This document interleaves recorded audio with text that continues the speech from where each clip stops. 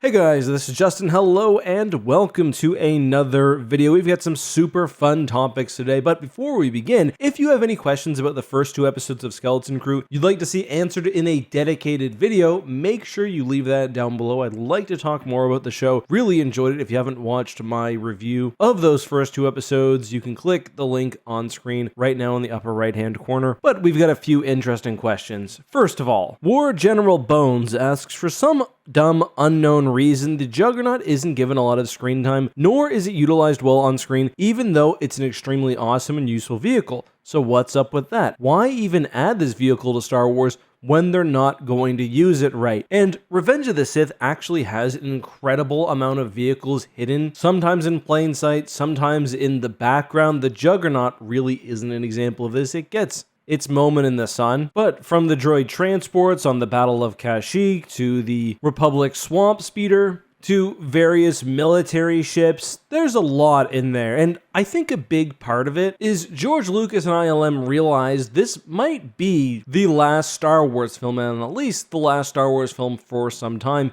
and it would certainly be the last prequel film. It seems like, just from an outside perspective, that the team simply fell in love with designs and wanted to get them into the movie in whatever way possible. Funny enough, when I made that video 4 years ago, there was this hilarious comment from Lanos Rep who said only George Lucas would spend literal years developing ships and hide them in the background, but put a massive CGI camel in front of the camera for a number of seconds. Anyway, one example of a ship which bounced around in design was the High Altitude Entry Transport. The wiki does a good job of summarizing its history. It was originally developed as a capital ship for the Confederacy. It was then tested out in different roles before eventually finding its way as a Republic speeder. Anyway, I suspect that Revenge of the Sith is full of examples of designs which were great and which they didn't want to waste. The Juggernaut probably falls into that territory, but really its history goes back far, far longer. This was always confusing to me because I remember specifically reading the novel Darksaber, which released in 1995. In that book, the Empire invades Luke's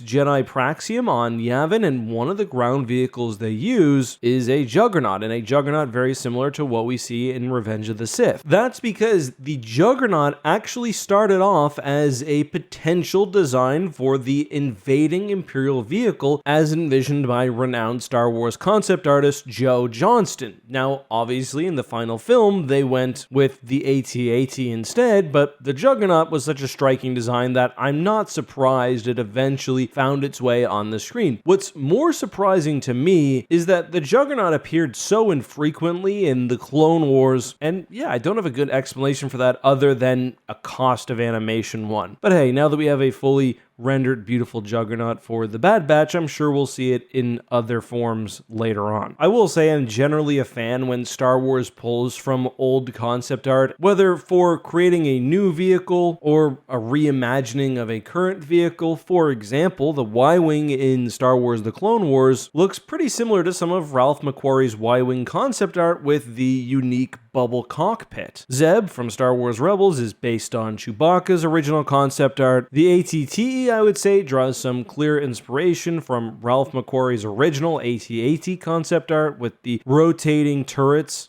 McQuarrie art was also used for the new generation X-Wings in the sequel trilogy. I just recently talked on my X-Clips channel about how an early version of the Millennium Falcon snuck its way into Skeleton Crew. The Praetor class Star Destroyer is based on early Executor artwork. The Cantwell Cruiser from Solo is based on Colin Cantwell's Star Destroyer design. I mean, I could go on forever. But yeah, I agree. The Juggernaut is an incredible design. I would have loved to see more of it. That's true for a lot that's in Revenge of the Sith. The all-terrain open transport, pretty cool, maybe impractical. The Republic Trident, one of the cooler vehicles. We only see it for a second during Order 66, and then it doesn't even appear in the Clone Wars or really anything. But yeah, great question, and if you want me to talk more about concept art, which originally made its way to Star Wars canon or Legends, I would be more than happy to do so. All right, next up we have a question from Skyden. They say they've been a subscriber for several years now, that they saw A New Hope during its original theatrical run, and that it's one of the most significant movies movies ever made, not only for film history, but also technological advances and general societal impact. I completely agree. The question is, what was the cover story for Padme's pregnancy? Who did the population generally believe was the father? And yeah, that's a good question. I actually suspect that Alexander Freed's upcoming novel may cover this issue. It may not, but I decided in the meantime to crack the Revenge of the Sith novelization. The first thing I found was that Padme's pregnancy seemed to be common knowledge, but it wasn't really talked about, and as made clear in the film, she's purposely left to look pregnant at her funeral. To Naboo, send her body. Yoda stretched his head high,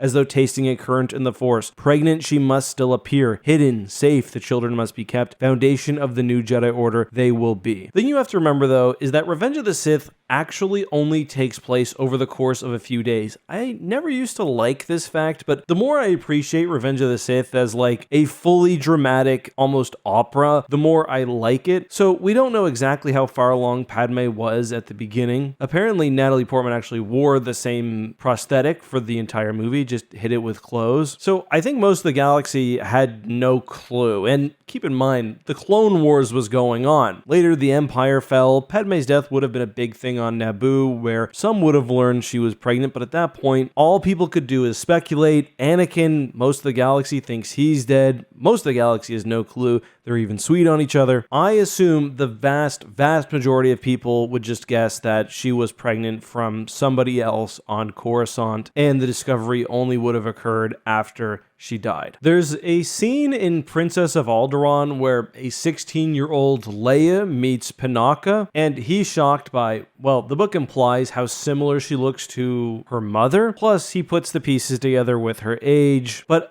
unfortunately, we don't get a whole lot of insight into what he personally believes happened to Padme. All we know is that, according to him, the end of the Clone Wars were a very chaotic time, and there were only rumors. Based on how many books there have been about Padme in new canon, there very well could be something more detailed than that, but that's all I know. If I'm missing something, please let me know, because it is an interesting question. That is, however, all we've got time for today. Again, if you've got another question you'd like to see answered in a future video, leave it down below with the hashtag AskAck, especially if it's about the first 2 episodes of Skeleton Crew or the entire season. But that's all I've got. Until next time, be safe, have a good one, I'll see you soon.